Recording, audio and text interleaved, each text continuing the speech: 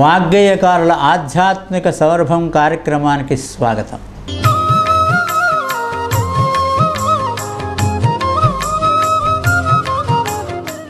త్యాగరాజస్వామి వారు రచించినటువంటి కీర్తనల్లోని విశేషములను విశ్లేషించుకుంటున్నటువంటి యొక్క కార్యక్రమం ఇది.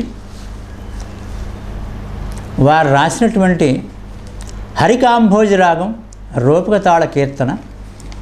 ఒక మాట ఒక బాణము ఒక పత్ని వ్రతుడే మనస, ఒక చిత్తము కలవాడే ఒకనాడును మరువకవే, చిరజీవత్వము నిర్జరవర సౌఖ్యమసగుని, ధరబరగే దేవుడే త్యాగరాజనుతుడే అని త్యాగరాజస్వామి మనకి చాలా చిన్న కీర్తన అందించారు. ఒక మాట ఒక బాణము ఒక పత్ని వ్రతుడే మనస. ఆయన మనస్సుని సంబోధించుకుంటూ చెప్తున్నాడు. ఏమిటి? ఒక మాట ఒక బాణము ఒక పత్ని వ్రతుడే మనస అంటే రాముడు అనగానే మనకి స్ఫురించేటువంటి ఆయన తత్వము, ఆయన గుణములలో ఉత్తమమైనటువంటి యొక్క గుణములలో మనకి ఒక 4 విషయాలు ఉన్నాయి. మొదటిది ఒక మాట, ఒక బాణము, ఒకే పత్ని అంటే ఏకపత్ని వ్రతం, స్థిర చిత్తం. ఈ 4 కూడా రాముల వారు మన మదిలో స్ఫురించంగానే ఆయన తత్వాలు, ఆయన గుణాలు చెప్పుకోదగినటువంటివి ఇవి మనకి కనపడతాయి. ముఖ్యంగా ఆయన ఎన్నో ధర్మాల్ని ఆచరిస్తున్నటువంటి వాడు. ధర్మమే ఆయన యొక్క స్వరూపం. రామో విగ్రహవాన్ ధర్మ అన్నది అందుకే. అటువంటి రాముడిలో ముఖ్యంగా ఈ 4 కూడా మనకి కనపడతాయి. దాన్నే తీసుకుని త్యాగరాజస్వామి వారు వేదములు, ఉపనిషత్తులు, పురాణములు, మరి భగవద్గీత మొదలైనటువంటి అన్నిటినీ కూడా యొక్క సారం అంతా కూడా ఆ ధర్మం మీదనే మనం ఆధారపడి ఉన్నాం. ఈ విశ్వమంతా కూడా ధర్మం మీదనే ఆధారపడి ఉంది. కాబట్టి ఆ ధర్మాన్ని మనం ఆచరించాలి.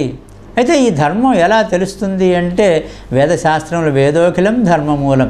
వేదశాస్త్రముల్లో మనకి ధర్మం గురించి తెలియబడి ఉంటుంది అని చెప్పని అన్నారు.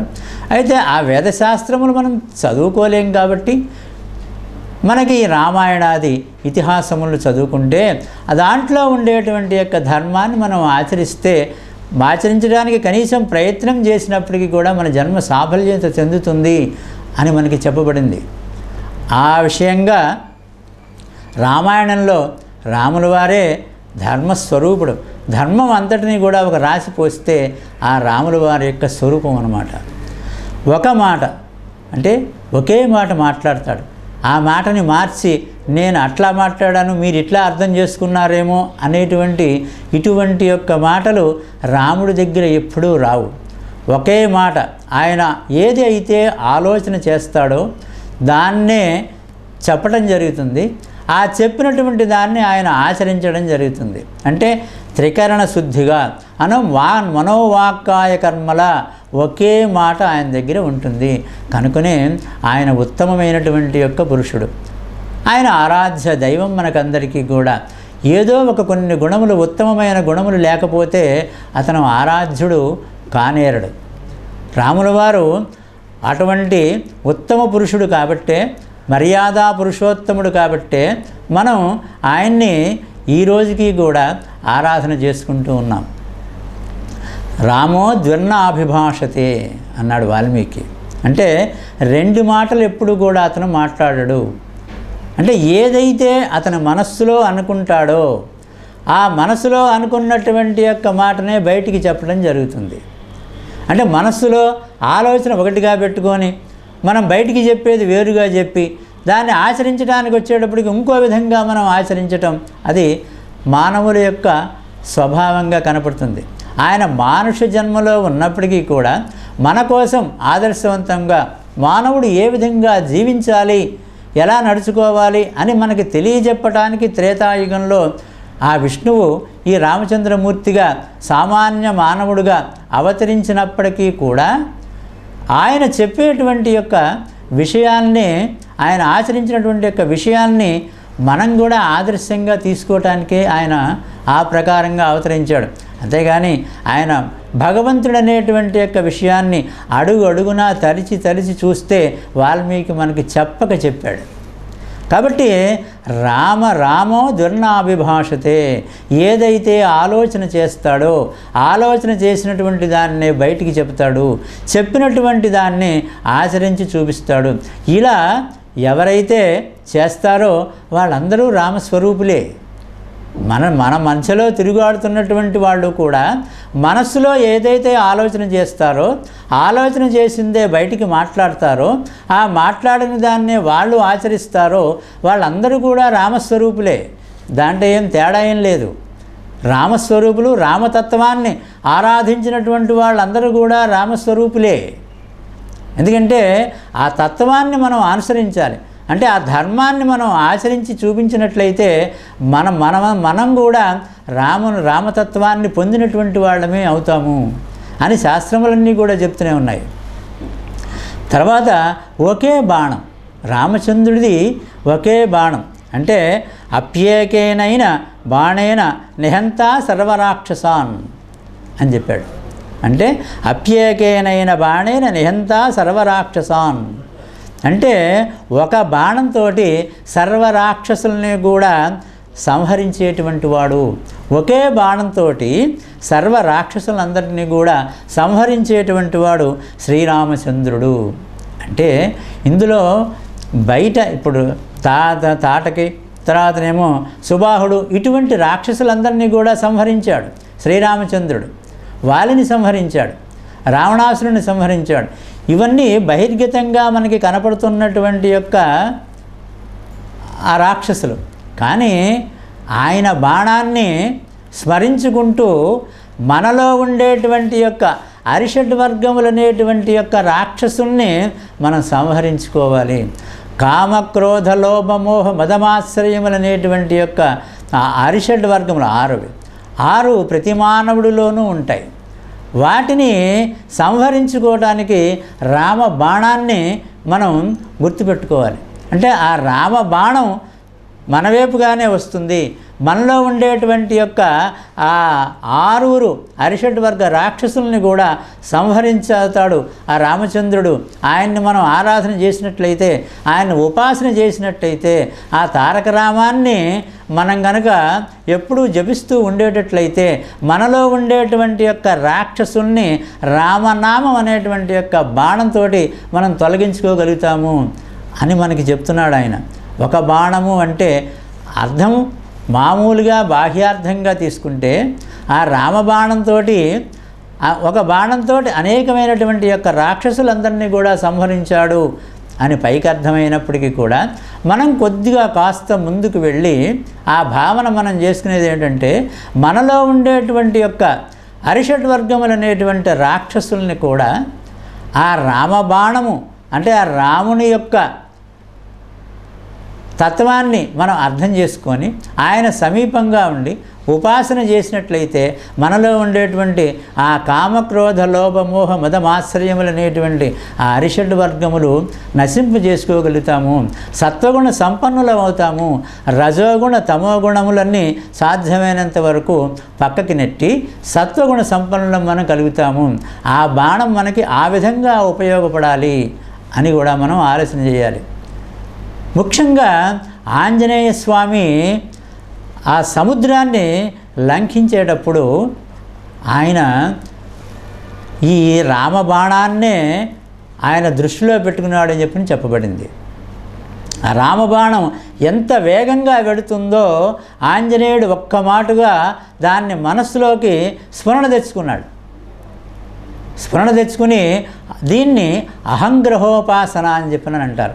అహంగ్రహోపాసన అంటే ఆ రామబాణం అంత వేగంగా వెడుతూ ఉంది, అదే వేగంతో నేను కూడా బయలుదేరి ఆ పర్వతం మీద నుంచి వెళ్ళాలి అనేటువంటి యొక్క స్థితిని ఆంజనేయ స్వామి ఆయన మనస్సులో ఒక దృఢ చిత్తంతో ఆలోచన చేసి ఆవాహనం చేసుకున్నాడు.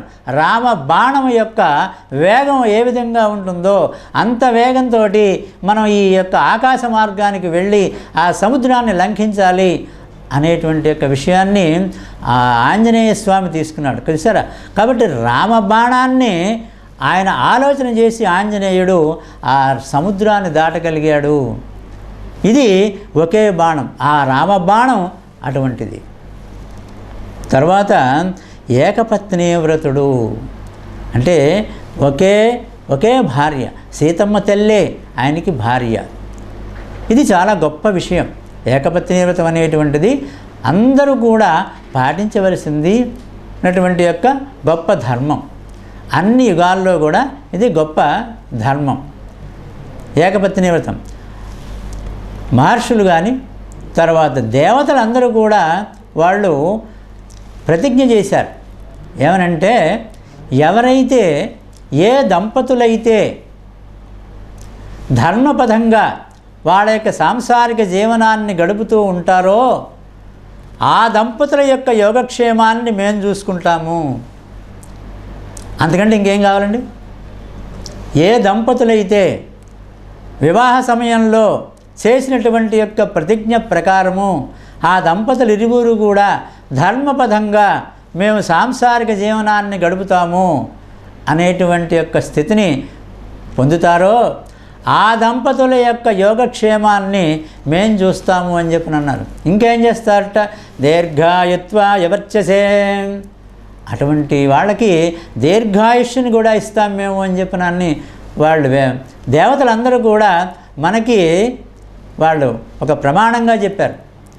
మేము చూసుకుంటాం మీ యోగక్షేమాన్ని, దీర్ఘాయుత్వాయ వర్చసే, అటువంటి దంపతులకి దీర్ఘాయుష్ని ఇస్తాం మేము, మీరు ధర్మపదంతో ఆ సంసారిక జీవనాన్ని గడపండి అని చెప్పి అన్నారు. కనుకనే శ్రీరామచంద్రుడు సీతమ్మ తల్లి వారిరువురు కూడా ఆదర్శ దంపతులు. కనుకనే వాళ్ళు దీర్ఘాయుష్మంతులుగా ఉంటారు. వాళ్ళే ఆ దైవపరంగా ఉంటారు. ఒక ఈ శక్తి పదార్థముల యొక్క కలయిక అది. చీకటి వెలుగులు, శక్తి పదార్థములు ఇవన్నీ కలిస్తేనే కాలం అవుతుంది. కాలం యొక్క స్వరూపుడు శ్రీరామచంద్రుడు. అది మనం జ్ఞాపకం పెట్టుకుని ఈ ధర్మపథంతో అంటే ఏకపత్ని వ్రతంతో కనుక నడుచుకున్నట్లయితే వాళ్ళకి ఆయుర్దాయాన్ని దీర్ఘాయుష్ని ఇస్తాము అని చెప్పిన దేవతలందరూ కూడా మనకి వాళ్ళు ఒక దృఢ నిశ్చయాన్ని వెలిపించడం కూడా జరిగింది శాస్త్రముల్లో మనకి. ఇంకోటి ఏంటంటే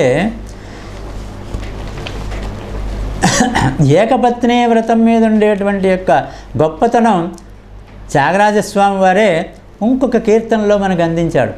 కలకలమును ముఖకళగని పురభామలు వలచగను తల్లుల వల్ల చూచే నాథుడు అని చెప్పి అన్నాడు. చూసారా ఎంత చక్కగా చెప్పాడు. ఇక్కడ ఏకపత్ని వ్రతుడు అనేటువంటి యొక్క రాముడి వారి యొక్క సద్గుణాన్ని చెప్పాడు. అక్కడ దీన్నే ఇంక కొద్దిగా ఎక్కువగా చెప్పాడు. కలకలమును ముఖకళగని పురభామలు వలచగను తల్లుల వల్ల చూచే నాథా బ్రోవవే అనేటువంటి కీర్తనలో అద్భుతంగా చెప్పారు త్యాగరాజ స్వామి వారు. అంటే ఆ రాముల వారిని చూస్తే పురభామలందరూ కూడా మరి వాళ్ళల్లో ఒక విధమైనటువంటి యొక్క అభిప్రాయం ఎంత చక్కని వాడే అని మరి ఏదో అభిప్రాయం వాళ్ళు వెలిపుచ్చుకున్నప్పటికీ కూడా ఆ వెంటనే ఆయన ఒక పదం వేశాడు త్యాగరాజ స్వామి మహానుభావుడు. ఆయన పురభామలు వలచగను తల్లుల వల చూచే ఆ నాథుడు. అంటే వాళ్ళ యొక్క అభిప్రాయములు ఏ విధంగా ఉన్నప్పటికీ కూడా ఆ తల్లుల యొక్క అభిప్రాయములు ఏ విధంగా ఆ పురభామలు అయోధ్య నగరంలో ఉండేటువంటి యొక్క పురభామల యొక్క భావన రామచంద్రుని పట్ల ఏ విధంగా ఉన్నప్పటికీ కూడా రామచంద్రుడు మాత్రం వాళ్ళందరినీ తల్లుల వల్ల చూచే ఆ నాథుడు. ఎంత గొప్ప విషయం అండి. మీ అభిప్రాయం ఏ విధంగా ఉన్నప్పటికీ కూడా ఆయన యొక్క అభిప్రాయం మాత్రం ఒక్కటే. ఆ సీతామ తల్లి మాత్రమే ఆయన యొక్క భార్య. ఆయన యొక్క ఆ భార్య ఆ ఏకపత్ని వ్రతం ఆయన అవలంబించాడు. మిగతా తల్లులందరూ కూడా రాముడిని చూసినప్పుడు, ఎందుకంటే రాముడు పుంసాం మోహన రూపాయ అన్నారు. అంటే పురుషుల్ని కూడా మోహింపజేసేటువంటి వాడు. ఎందుకంటే దీంట్లో ఒక గొప్పతనం ఉంది. ఏ మగవాడు కూడా ఇంకో మగవాడు అందగాడని చెప్పడు. వాడికి వాడే అందగాడు అనుకుంటాడు. ఎవడు కూడా ఇంకోండి అరే వాడు చాలా అందగాడు అని పొరపాటును కూడా చెప్పడు.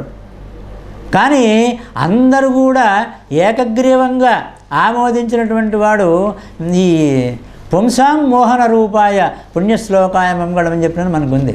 రామచంద్రమూర్తి పురుషులందరూ కూడా రామచంద్రమూర్తిని, ఆడవాళ్లే కాదు పురుషులందరూ కూడా ఆయన మోహనమైనటువంటి యొక్క ఆకారం కలిగినటువంటి వాడు, సుందరమైనటువంటి యొక్క ఆకారం కలిగినటువంటి వాడు, దివ్యమంగళ స్వరూపుడు శ్రీరామచంద్రుడు అనేటువంటి పేరు ప్రఖ్యాతులు పొందినటువంటి వాడు శ్రీరామచంద్రుడు. అంటే అవి ఎందుకు వచ్చినాయి అని చెప్పినంటే ముఖ కవళికలు కాదు, అతని యొక్క గుణగణముల వలన ఆ గుణ సంపత్తి మూలంగా మనకి ఆయనలో ఉండేటువంటి యొక్క ఆ ఓజస్సు, భ్రాజస్సు, తేజస్సు అన్నీ కూడా ఏర్పడతాయి. మనకి సహస్రనామంలో ఉంటుంది సంపన్నాయే నమః అని ఉంటుంది, వెంటనే గుణ సంపన్నాయే నమః అని ఉంటుంది. అంటే గుణములే సంపన్నం అన్నమాట, మామూలు సంపన్నం కాదు. ఒక వ్యక్తిని సంపన్నుడని నిర్ణయించేటప్పుడు ఆ గుణములు, అతనిలో ఉండేటువంటి యొక్క గుణములు ఉంటాయే ఆ గుణములే సంపన్నతనిచ్చేటువంటిది అని మనం తెలుసుకోవాలి. గుణ సంపన్నాయే నమః అని. అటువంటి ఏకపత్ని వ్రతుడు శ్రీరామచంద్రుడు. తర్వాత నా రామ పరదారాంశ చక్షుర్భ్యామపి పశ్యతి అంటే రాముడు ఇతర స్త్రీలను కంటనైనా కూడా చూడడు. అంటే భక్తుల్ని రక్షించటానికి వైకుంఠం నుండి కిందికి దిగి వచ్చిన అవతరించినటువంటి యొక్క దేవుడు శ్రీరామచంద్రుడు. ఆయన్ని ఆశ్రయిస్తే మనకి చిరంజీవత్వాన్ని ఇస్తాడే, నిర్భరవర సౌఖ్యాన్ని ఇస్తాడే, అంటే బ్రహ్మానందాన్ని ఇస్తాడే మనసా. కాబట్టి ఆ రాముణ్ణి మనం అనుగ్రహం కోసం ఆశ్రయించాలి అని చెప్పనని ఆ మనస్సునే సంబోధన చేస్తూ ఆ త్యాగరాజస్వామి వారు ఈ కీర్తన మనకి అందించారు. అంటే మనకి దీంట్లో ఏం చెప్పారంటే శ్రీరాముని లోకోత్తర గుణములలో అత్యంత ప్రధానమైనటువంటి యొక్క వాటిని ఆయన వర్ణించాడు. ఈ విషయాన్ని ఇది మనకి చెప్పాడు. తర్వాత ఇక్కడ ఈ కీర్తనలో మనకి ఒక మాట, ఒక బాణము, ఒక పత్నీవ్రతుడే మనస, ఒక చిత్తము గలవాడే, ఒకనాడును మరొకవే. ఎంత అద్భుతంగా మనకి రాశాడు. చాలా చిన్న కీర్తన, చిన్న కీర్తనలో అద్భుతమైనటువంటి యొక్క ఆధ్యాత్మికతని ఇమిడ్చి మనకు అందించినటువంటి నాదయోగి శ్రీ త్యాగరాజస్వామి. ఒక మాట, ఇప్పుడు ఒకటే, ఒక శబ్దాన్ని ఎక్కువగా వాడుతూ వచ్చారు వారు ఈ యొక్క కీర్తనలో. ఒక మాట, ఒక బాణం, ఒక పత్నీవ్రతుడే, ఒక చిత్తం అంటే స్థిర చిత్తం కలిగినటువంటి వాడు. ఇవాళ ఒక మాట మాట్లాడటం, రేపు దాన్ని మార్చి ఇంకో మాట మాట్లాడటం, నేను మాట్లాడింది మీరు వక్రీకరించుకున్నారేమో కానీ నేను మాట్లాడింది ఇదేను అని చెప్పి నన్ను అంటాం, ఇలాంటివి లేవు. ఒకే రకమైనటువంటి యొక్క స్థిర చిత్తమును కలిగినటువంటి వాడు శ్రీరామచంద్రుడు. అంటే ఇక్కడ ఒకటి ఒక సంఖ్యామాన నిర్దేశం వలన ఇలాంటి వాడు మరింకొకడు లేరు, అతనికి అతనే సాటి అనేటువంటి యొక్క ఆ భావాన్ని కూడా ఆ ఒక శబ్దంతో మనకి ఆయన సూచిస్తున్నాడు అని కూడా మనం అనుకోవచ్చు.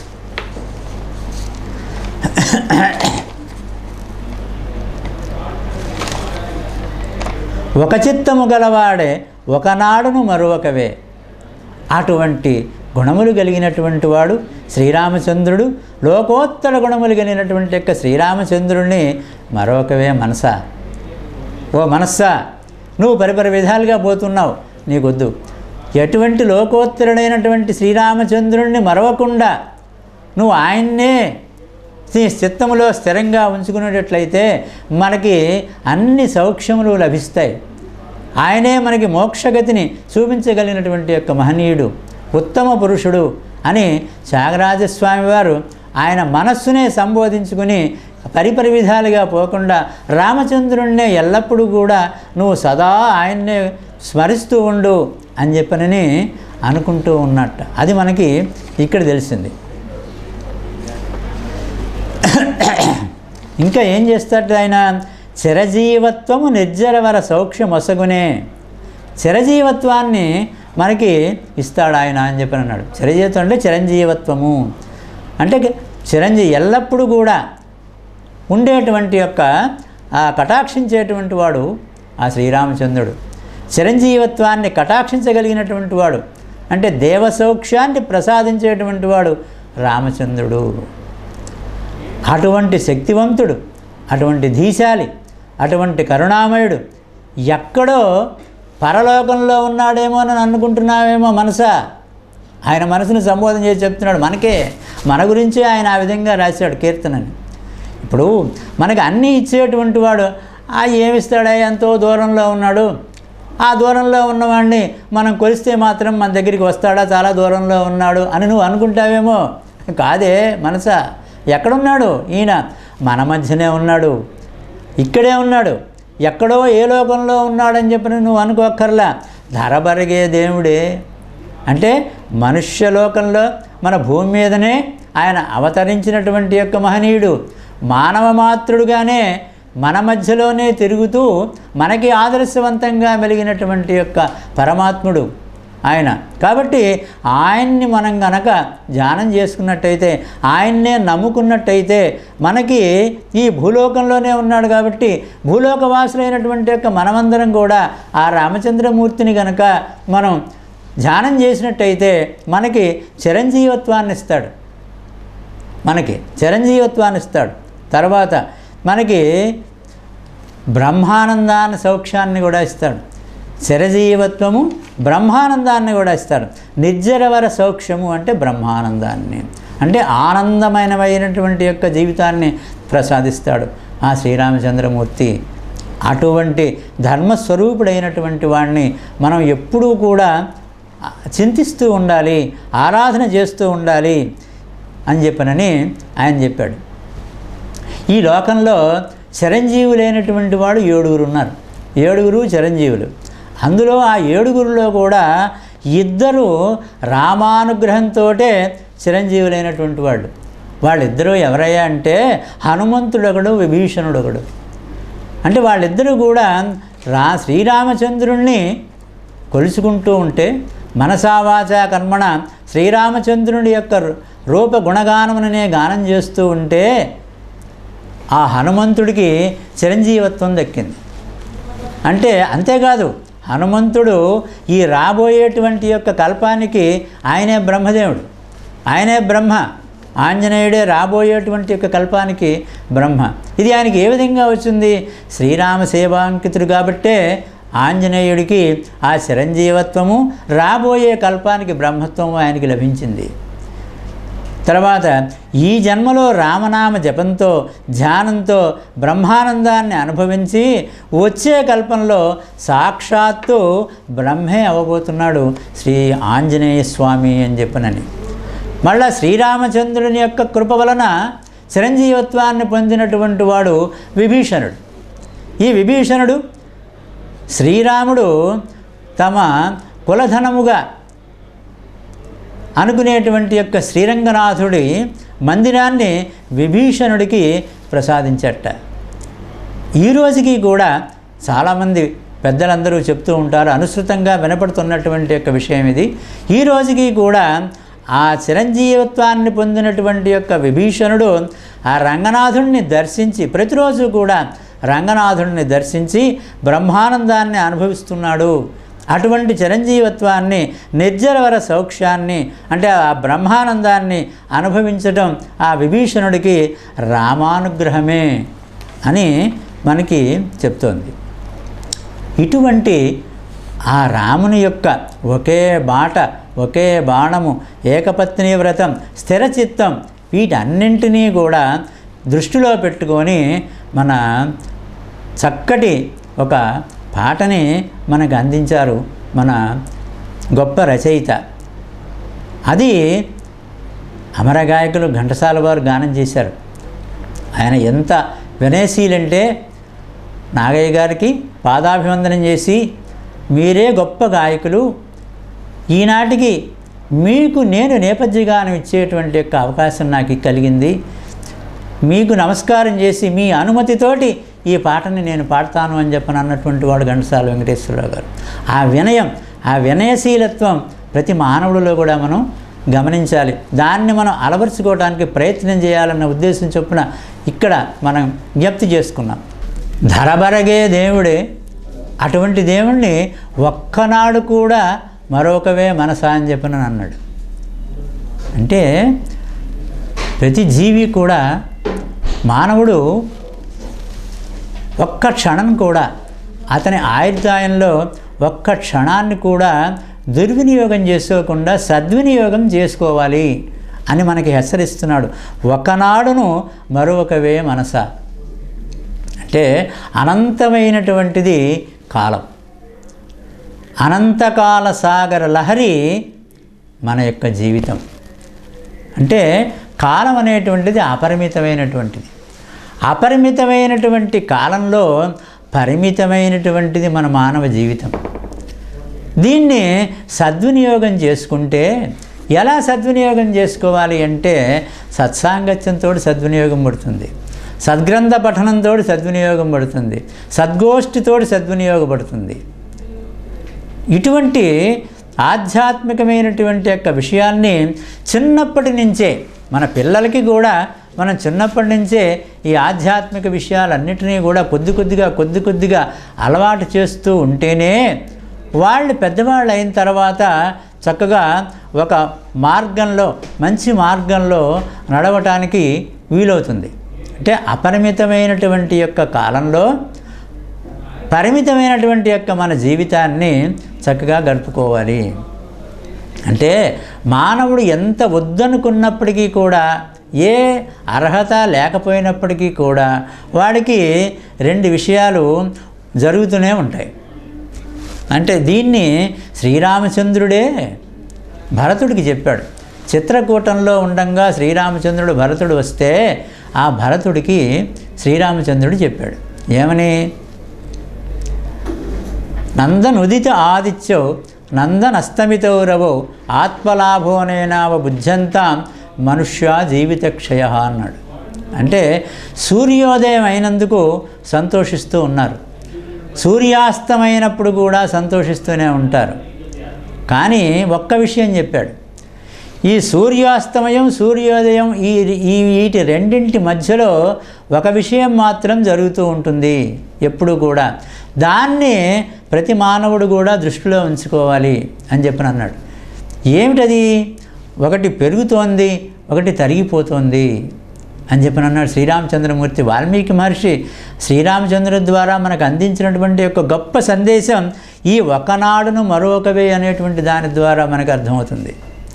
అంటే ఆ సూర్యోదయం సూర్యాస్తమయం సూర్యోదయంతో మనకి ఇది మన వయస్సు ఏమో పెరుగుతూ ఉంటుంది, ఆయుర్దాయం ఏమో క్షీణించిపోతూ ఉంటుంది. కాబట్టి దాన్ని దృష్టిలో పెట్టుకొని ప్రతి మానవుడు కూడా ప్రతి క్షణాన్ని కూడా సద్వినియోగపరుచుకొని ఒక ఈగ జీవితమో దోమ జీవితంలాగానో గడపకుండా మనలో ఉండేటువంటి యొక్క పశు వృత్తిని రాక్షస వృత్తిని రూపుమాపుకొని మానవత్వాన్ని పెంచుకుంటూ అంకురిస్తున్నటువంటి యొక్క దైవతత్వాన్ని దాన్ని బాగా పెంపొందింప చేసుకుంటూ ఒక ఆదర్శవంతమైనటువంటి యొక్క ధర్మంతో కూడినటువంటి ఆదర్శవంతమైనటువంటి యొక్క జీవితాన్ని గడుపుకోవాలి. అదే మోక్షసిద్ధి అని చెప్పనని ఆ రోజు చెప్పినటువంటి వాల్మీకి మహర్షి రామచంద్రుడి ద్వారా చెప్పినటువంటి దాన్నే త్యాగరాజస్వామి ఈ రోజున ఒక్కనాడును మరొకవే అని చెప్పనని హరికాంభోజరాగం రూపక తాళంలో మనకి చెప్పడం జరిగింది. ఆ యొక్క కీర్తనని మనం ఇప్పుడు వివరంగా చేసుకున్నాం. మళ్ళా రేపు ఇదే సమయానికి మరొక కీర్తనతోటి మరల కలుద్దాం. అంతవరకు సెలవు. సర్వే జనా సుఖినో భవంతు. స్వస్తి.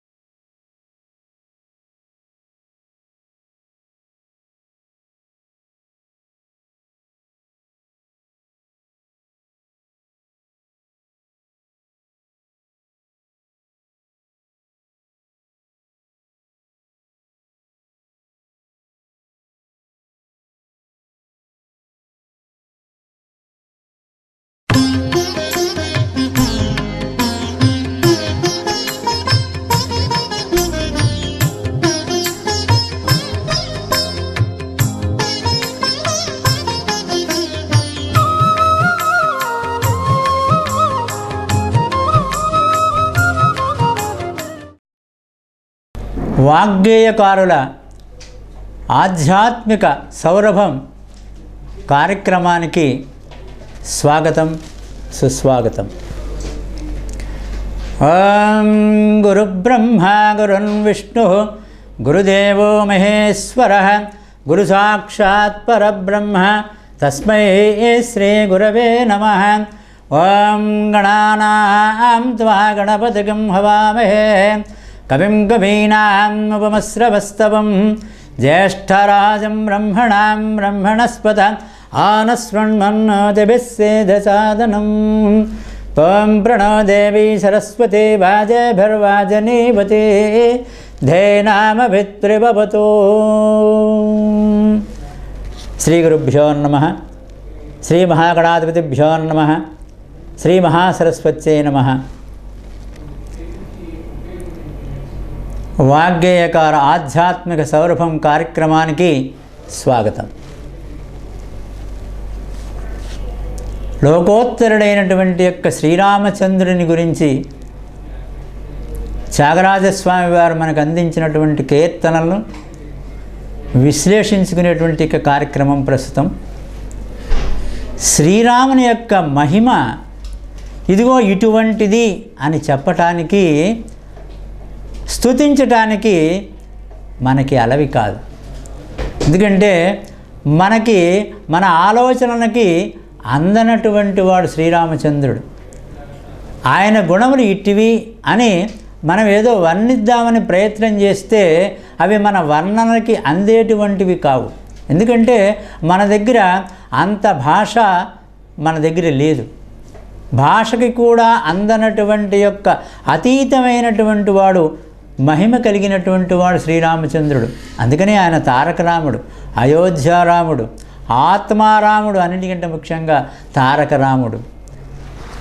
తారక రాముడు కరుణామయుడు, దీనబాంధవుడు రామచంద్రుడు, దీనదయాళుడు, మీదు మిక్కిలి ఆయన ధర్మస్వరూపుడు. రామో విగ్రహవాన్ ధర్మ అంటే ఎన్ని మాటలు చెప్పుకున్నప్పటికీ కూడా రామో విగ్రహవాన్ ధర్మ అని దాంట్లో చెప్పుకున్నప్పుడల్లా ఆనందం లభిస్తూ ఉంటుంది. ఇన్ని మాటలు చెప్పుకోగా కనీసం మనం ఆ ధర్మం వైపు ఒక్క మాట అయినా ఆలోచన చేసి నా పోటువాడు ఆనందించి కొంతమందికైనా ఇతరులకి చెప్పుకుని ఆ సత్సాంగత్యంలో ఇప్పుడు మనందరం కూడా ఒక స్నేహితంగా కూర్చుని మేము చెప్పుకుంటున్నాం.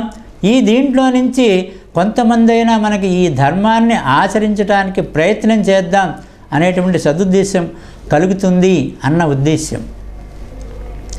ధర్మరక్షణకు మనం కంకణం కట్టుకోవాలి.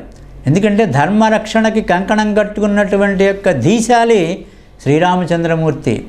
ఆయన్ని ఆరాధన చేస్తున్నాము అంటే రాముని యొక్క తత్వాన్ని ఆరాధన చేయాలి అని చెప్పినని గురువుగారు చెప్తున్నారు. రాముని యొక్క తత్వం అంటే ఆయన గుణాలుగణముల్ని మనం జ్ఞప్తికి చేసుకుంటూ ఆయన స్నేహితుల పట్ల ఎలా వ్యవహరించాడు, ఒక దీనుల పట్ల ఎలా వ్యవహరించాడు, భార్య పట్ల ఎలా ఉన్నాడు, సోదరుల ఎట్టుకి ఏ విధంగా ప్రేమను పంచి ఇచ్చాడు, తండ్రి గారి పట్ల ఎలా ఉన్నాడు, తల్లి పెనతల్లులు వీళ్ళ పట్ల ఏ విధంగా గౌరవ మర్యాదలతో ప్రేమతోటి ఉన్నాడు, ఇలాంటివన్నీ కూడా ఆయన యొక్క గుణగణాలని మనకి తెలుస్తాయి. ఆయన యొక్క తత్వం మనకి తెలుస్తుంది. ఆ తత్వాన్ని ఆరాధన చేసి మన జీవితంలో కూడా మనం వాటిని అనుసరించేటువంటి అంత గొప్పవాళ్ళం కాకపోయినప్పటికీ కూడా ప్రయత్నం చేస్తూ ఉంటే మన జీవితం ధన్యమవుతుంది అన్న ఉద్దేశం చొప్పున త్యాగరాజస్వామి వారు మనకి కొన్ని ఈ కీర్తనల్ని మన భాగ్యవశాత్తు మనకు అందించి తెలుగులో రాసి మనకి వెళ్ళాడు ఆయన మహానుభావుడు. దాంట్లో ఈ రోజున మనం ఒక చక్కటి కీర్తన కైకవశీ రాగంలో ఆయన మనకు అందించిన కీర్తన అద్భుతమైన కీర్తన. శ్రీరామచంద్రుని యొక్క దీనదయాళత్వాన్ని తెలుపుతుంది ఈ కీర్తన. అంటే ఎక్కడైతే ధర్మానికి అవసరం ఉందో, ధర్మాన్ని ఎక్కడ పరిరక్షించాలో, దీనులు ఎవరైనా ధర్మం కోసం పోట్లాడుతూ ఉంటారో వాళ్ళకి తన యొక్క చేయూతని ఇచ్చి ధర్మాన్ని నిలబెట్టినటువంటి యొక్క మహానుభావుడు శ్రీరామచంద్రుడు. దాని గురించినటువంటి యొక్క విశేషాలు కొన్ని భారతీయ సంస్కృతి సంప్రదాయానికి సంబంధించినటువంటి విశేషాలు ఈ కీర్తనలో పొందుపరిచాడు త్యాగరాజస్వామి. వాచామ గోచరమే మనస వర్ణింపతరమే రామ మహిమ, రేచారి మారీచుని బడగబెట్టి రెండోవాని సిఖినొసగనే, మానవతీ మదిరింగి చామరమౌట అస్త్రమునేయగని మానంబుకై మెడ దాచగా మాధవుండు కని కరిగి వేగమే దీనార్తి భంజనుడై ప్రాణదానం వసగా మున్ను చనిన బాణంబు అటు చెదరసేయలేదా గానలోల త్యాగరాజనుతు మహిమ. ఎంత గొప్పగా రాశాడండి ఈ కీర్తన. మనం ఒకటికి రెండు మాటలు చదువుకుంటే మనకే అర్థమవుతుంది. వాచామ గోచరమే మనస అంటే శ్రీరాముని యొక్క మహిమ ఇదిగో ఇట్టిది అని చెప్పనని చెప్పటానికి అలవి కానటువంటిది, అంటే వాక్కులకు అందనటువంటిది. వాచామ గోచరమే రామ, వాచామ గోచరమే మనస, మనస్సుని ఆయన సంబోధన చేసుకుంటూ చెప్తున్నాడు. ఓ మనసా అని ఎక్కువగా మనస్సుని సంబోధన చేస్తూ చాలా కీర్తనలు మనకు అందించాడు త్యాగరాజస్వామి. ఇంకోళ్ళకు చెప్పినట్టు కాకుండా ఆయన మనస్సుకి ఆయనే చెప్పుకుంటాం అనేటువంటిది ఒక గొప్ప లక్షణం. ఇంకోళ్ళకి ఆపాదించకుండా ఆయన మనస్సుకి ఆయనే సంబోధన చేసుకుంటూ మాట్లాడటం అనేది ఒక కీర్తనని రాసుకోవటం అనేటువంటిది చాలా ఉదాత్తమైనటువంటిది, మహోదాత్తమైనటువంటి యొక్క లక్షణం అన్నమాట అది. అందువలన వాచామ గోచరమే మనస అంటే మనకి వర్ణింపు అలవి కాదు, అటువంటిది వాచామ గోచరం. వాక్కులకు అందనటువంటిది శ్రీరామచంద్రుని యొక్క ఆ మహిమ. వర్ణింపతరమే రామ మహిమ, మనం వర్ణించడానికి మనకి వశము కాదు. అంటే మన దగ్గర ఆ భాషా సంపత్తి అంతగా లేదు. శ్రీరామచంద్రుణ్ణి మనం వర్ణించేటంతగా అంత భాష మన దగ్గర లేదు. వర్ణింపతరమే రామ మహిమ, రేచారి మారీచుని బడగబెట్టి రెండోవాన సికి కొసగనే. ఇదిగో అసలైనటువంటి యొక్క దీంట్లోకి రామాయణంలో ఒక ముఖ్యమైనటువంటి యొక్క ఘట్టానికి ఈ చరణంలో మనకి అందించారు త్యాగరాజస్వామి. రేచారి మారీచుని బడగబెట్టి రెండోవాని సికి కొసగనే అంటే రేచారి అంటే రాత్రియందు సంచరించేటువంటి వాళ్ళు ఎవరు? రాక్షసులు. రేచారి మారీచుని బడగబెట్టి రెండోవాని సికి కొసగనే. సికి అంటే అగ్ని, అగ్నికి ఆహుతి చేశాడు రెండోవాడిని. అంటే వీరెవరు? మారీచి సుబాహులు. అంటే ఈ రాక్షసులు తాటకి యొక్క కుమారుడు మారీచుడు. తాటకి ఒక రాక్షస స్త్రీ. ఈ రాక్షస స్త్రీ వారి కుమారులు వీళ్ళు ఆ విశ్వామిత్ర మహర్షి చేసుకునేటువంటి యొక్క ఆ యజ్ఞ యాగాది కార్యక్రమాలకి ఆటంకం కలగజేస్తున్నారు. పైనుంచి ఈ అగ్ని గుండంలోకి అనేకమైనటువంటి యొక్క దుష్టచేష్టలు చేస్తూ ఉండటం మూలంగా యజ్ఞానికి విఘ్నాలు కలుగుతూ ఉంటే విశ్వామిత్రుడు దశరథ మహారాజు దగ్గరికి వెళ్ళి నాకు యాగరక్షణకై నీ వలన ఒక సహాయం జరగాలి అని చెప్పని అడగటం, ఆయన ఏది కావాలో చెప్తే మహానుభావ నేనది మీకు తప్పకుండా ఏర్పాటు చేస్తాను అని చెప్పని పాదాభివందనం చేసి చెబితే ఆయన ఎవరో అక్కర్లేదు రామచంద్రుణ్ణి నా వెంట పంపించవలసింది అని చెప్పినని అడగటం జరిగింది. అదంతా మనకి తెలిసినటువంటి యొక్క కథ. ఆ కథ తర్వాతది ఇక్కడ మనం త్యాగరాజస్వామి వారు వర్ణించి మనకి చెప్తున్నారు ఒక చిన్న చరణంలో. ఇక్కడ రేచారి మారీచుని బడగబెట్టి, మారీచునికి ముందు తాటకి వస్తుంది.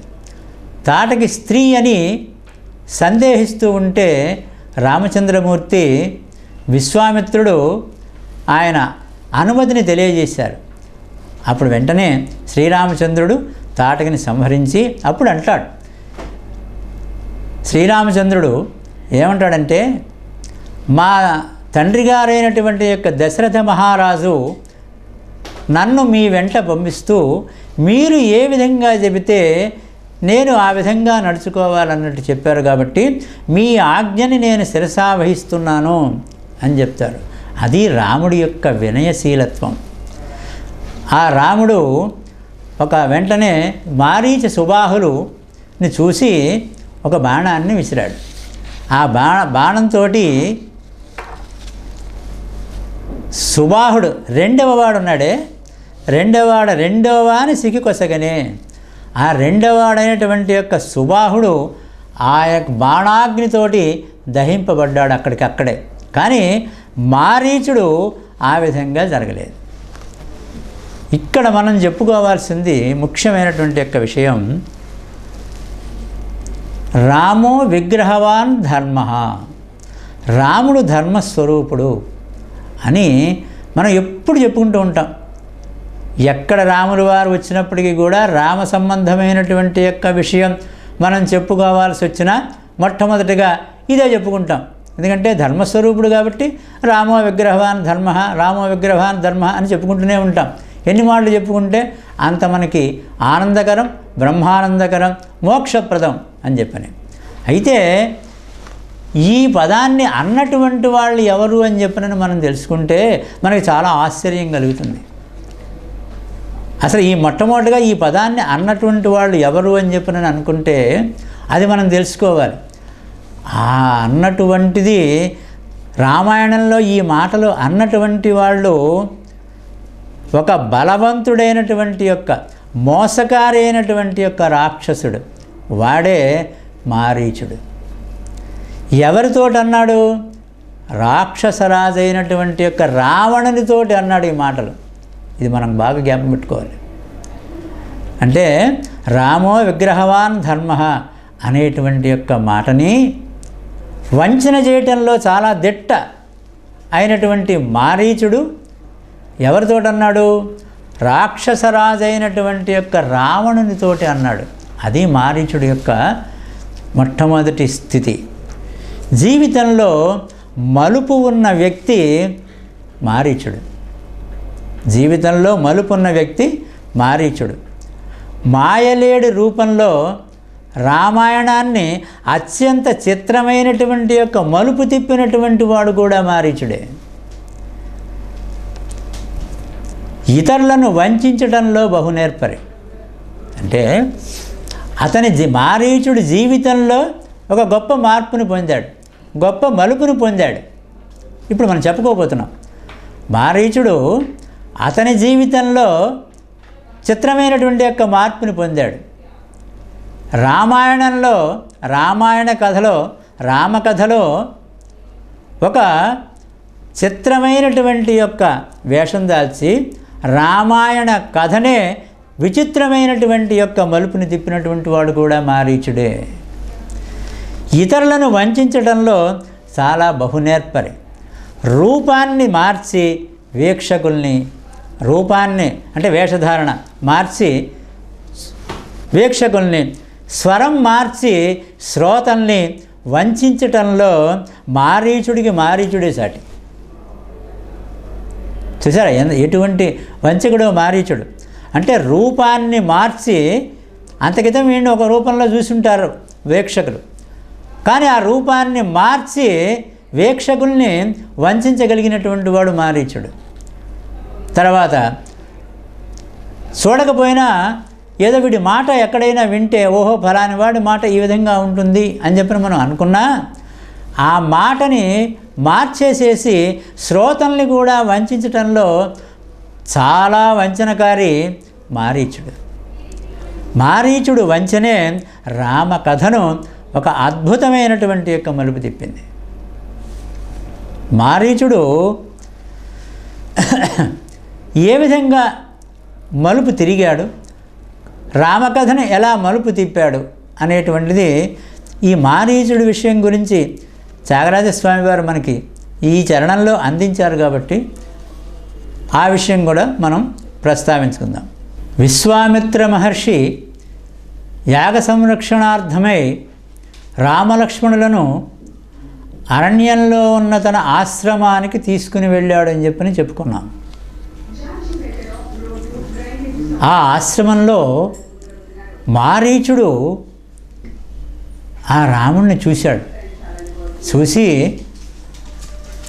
ఆయన రామచంద్రుడి యొక్క తేజస్సుకి ఆశ్చర్యపడ్డాడు. ఎంత తేజో సంపన్నుడు ఈ కుర్రవాడు అని తనలో తనే ఎంతో ఆశ్చర్యపడ్డాడు. సంభ్రమాశ్చర్యాలకి లోనైనాడు మారీచుడు. అయితే ఆ రాక్షసత్వం అతనిలో నుంచి పోదు కదా, అందుకని ఈ బాలుడు నన్నేం చేస్తాడులే అనేటువంటి అహంకారం వచ్చింది. వెంటనే సుబాహుని తీసుకుని ఆకాశం మీదకి వెళ్ళి అక్కడ నుంచి కొన్ని దుష్ట కార్యక్రమాలతోటి విశ్వామిత్ర యాగానికి అడ్డంగా రావడానికి ప్రారంభం చేశాడు. ఆ విఘ్నాన్ని కలగజేయటానికి ప్రయత్నం చేశాడు. వెంటనే రామ బాణం తగిలింది మారీచుడికి, తల తిరిగింది. 100 యోజనాల దూరంలో సముద్ర మధ్యంలో అవతలగా పడ్డాడు. అలా తరిమాడు రామచంద్రుడు తన బాణంతో. అక్కడికక్కడే బూడిద చేశాడు తన బాణాగ్నితో సుబాహుణ్ణి రామచంద్రుడు. మారీచుడి మీద మానవాస్త్రం ప్రయోగించాడు, ప్రాణాలతో వదిలిపెట్టాడు వాడిని. ఎందుకంటే ఉత్తరోత్తర రామాయణంలో ఈ కథని విచిత్రమైనటువంటి యొక్క మలుపు తిప్పగలిగినటువంటి వాడు మారీచుడని రామచంద్రమూర్తికి తెలుసు. అదే వాల్మీకి యొక్క గొప్పతనం. ఒక సామాన్యమైనటువంటి యొక్క మానవుడుగా ఆ రామచంద్రమూర్తిని తీర్చిదిద్దినప్పటికీ కూడా అడుగడుగునా మనం తరచి చూసుకున్నట్టయితే ఆ పరమాత్ముడే, ఆ విష్ణువే ఈ యొక్క రామచంద్రమూర్తి అవతారము, ఇతనే భగవత్ స్వరూపుడు అనేటువంటిది మనకి అర్థం అవుతూనే ఉంటుంది. రామచంద్రమూర్తి అనుకున్నాడు వీడిలో తమ బాణంతో బహుశా మానవత్వం కొంత అంకురిస్తుందేమో అని చెప్పని అనుకున్నాడేమో. కానీ మారీచుడు బుద్ధి మాత్రం బార్లా రామచంద్ర బాణానికి దూరంగా పడిపోయినప్పటికీ కూడా వాడి బుద్ధిలో మార్పు రాల. ఒకసారి ఆ మారీచుడు 2 రాక్షసులను వెంట పెట్టుకొని ఆ దండకారణ్యానికి వెళ్ళాడు. అక్కడ వాడికి ఆ మాయాజింక లోపలలోనే వెళ్ళాడు. మునుల్ని మోసగించటం, వాళ్ళని చంపటం, వాళ్ళ రక్తమాంసాన్ని తినటం, ఇది మారీచుడు యొక్క వాడి నిత్యం చేసేటువంటి యొక్క కార్యక్రమం. తిరిగి వస్తూ ఇలా కొంతమంది మునుల్ని మోసం చేసి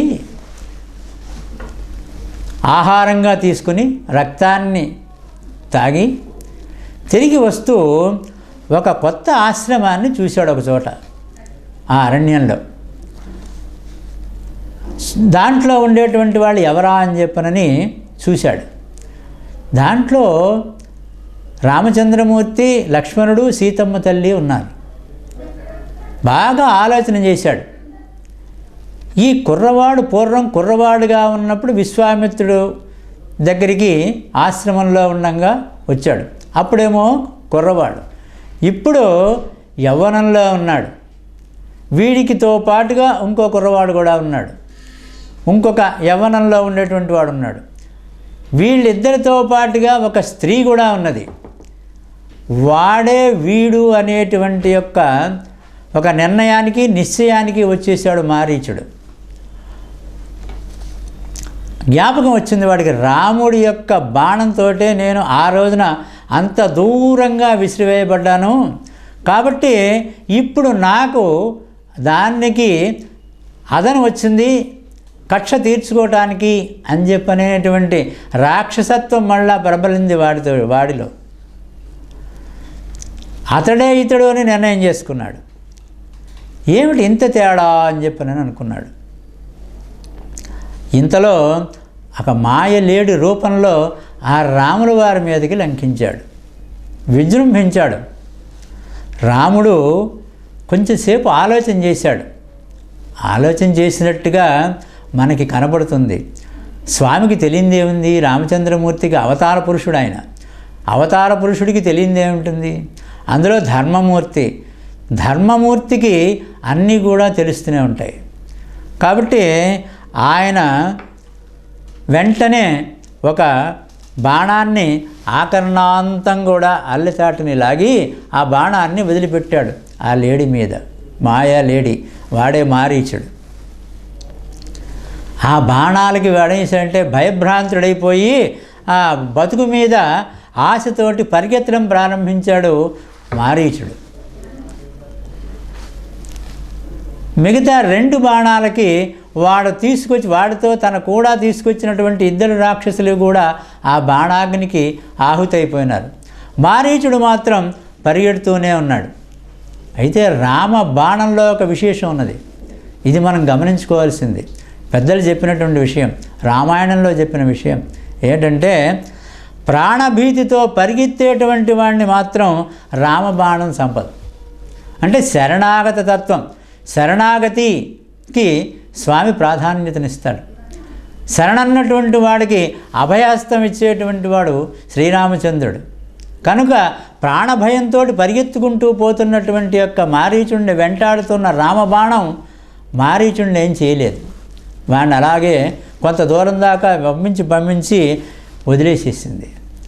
ఇది రామబాణం యొక్క గొప్పతనం, రామచంద్రుడి యొక్క గొప్పతనం, రామచంద్రుడిలో ఉండేటువంటి యొక్క కరుణా కటాక్షం, దయాళత్వం, ఇది మనకి తెలియపరుస్తుంది.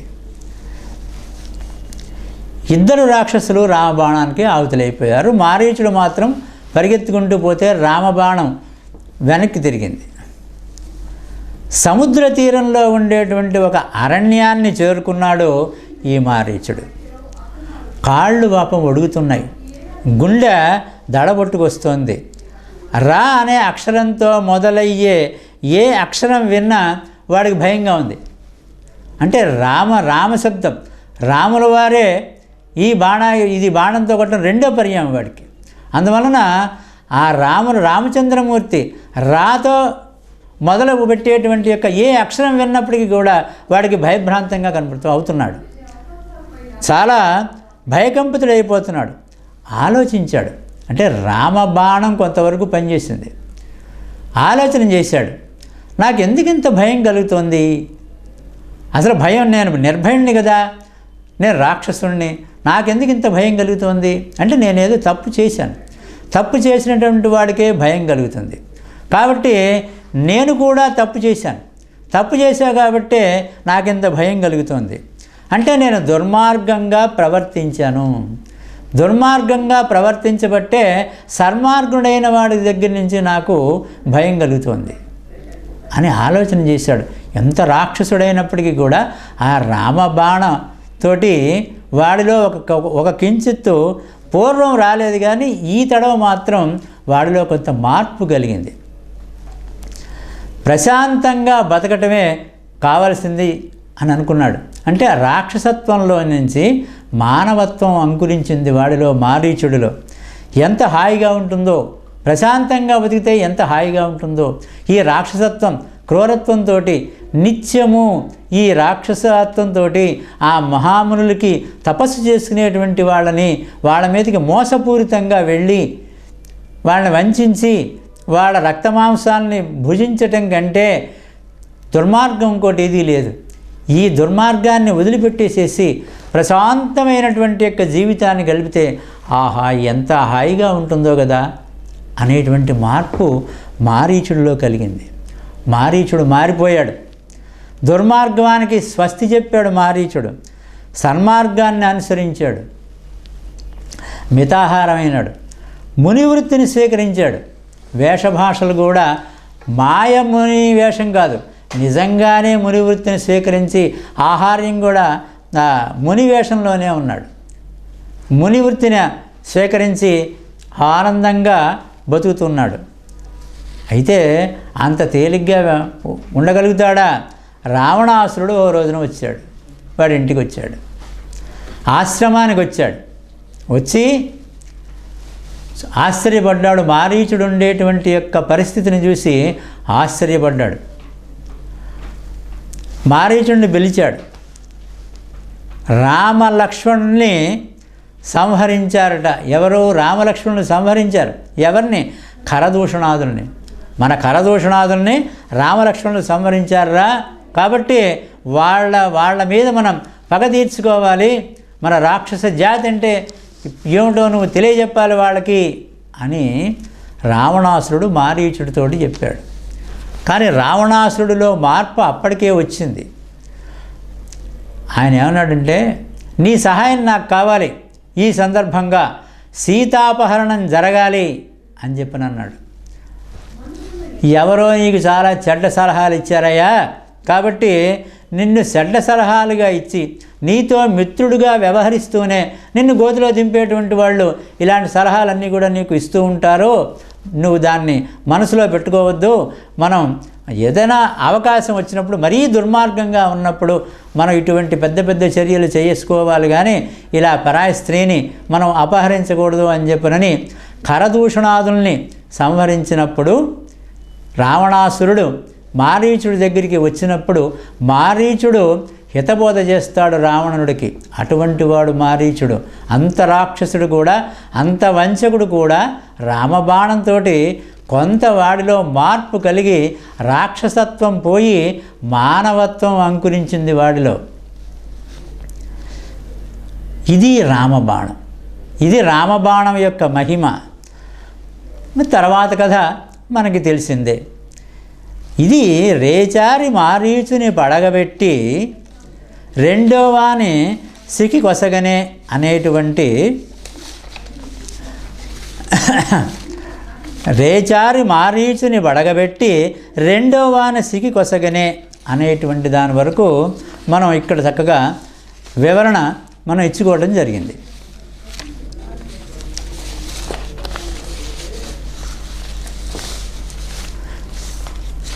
దీన రక్షణ యందు, ధర్మ రక్షణ యందు రామ మహిమకి ఒక అపూర్వమైన ఉదాహరణ ఇచ్చాడు త్యాగరాజస్వామి. ఏమంటాడు? మానవతీ మదరింగి చామరమూటకు అస్త్రమునేయగని మానంబుకై మెడదాసగా మాధవుండు కని కరిగి వేగమే దీనార్తిభంజనుడై ప్రాణదానం వసగమున్ను చనిన బాణంబు అటు చెదరసేయలేదా. గొప్ప విషయం, అద్భుతమైనటువంటి యొక్క వర్ణన ఇది. అద్భుతమైనటువంటి యొక్క చారిత్రలో నిలిచిపోయేటువంటి యొక్క విషయం. దీనుల ఎడ అంటే మానవుల ఎడ కాకుండా ఒక మృగముల మీద కూడా శ్రీరామచంద్రుడికి ఎంత కరుణ ఉన్నది, ఎంత దయాళత్వం ఉన్నది అని చెబుతూనే మన భారతీయ సంస్కృతి సంప్రదాయాన్ని నిలబెట్టేటువంటి యొక్క ధర్మాన్ని నిలబెట్టాల్సినటువంటి విషయంలో ఆయన ఎంత తన వంతు కర్తవ్యాన్ని ఎలా నిర్వర్తిస్తాడో అనేటువంటిది ఈ యొక్క చరణాల్లో మనకి త్యాగరాజస్వామి అద్భుతంగా అందించాడు మనకి.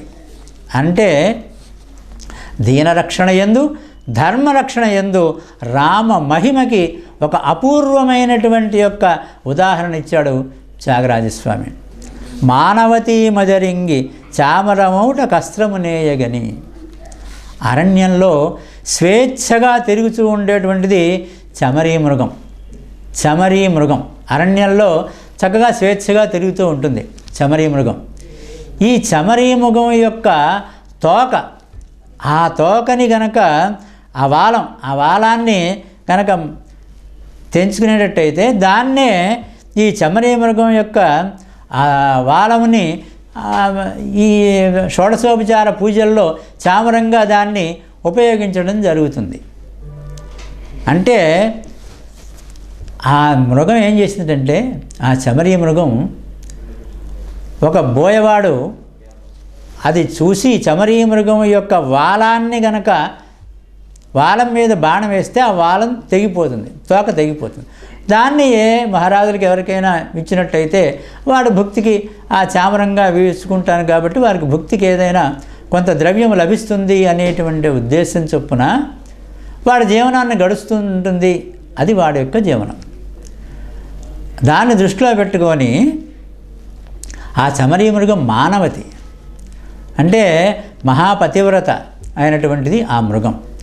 మృగాల్లో పతివ్రత అంటే దానికి కూడా కొంత వివేక జ్ఞానం ఉన్నది. అది చమరీ మృగం. ఆ చమరీ మృగం అది కూడా గమనించింది.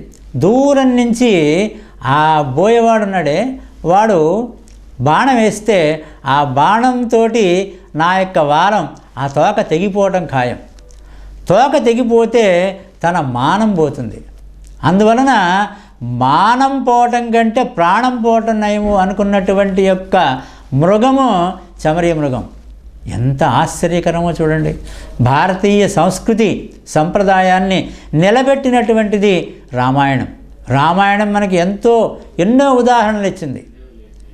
అంటే స్త్రీ యొక్క పాతివ్రత్య మహిమ ఎట్లాంటిదో రామాయణం చెప్పింది.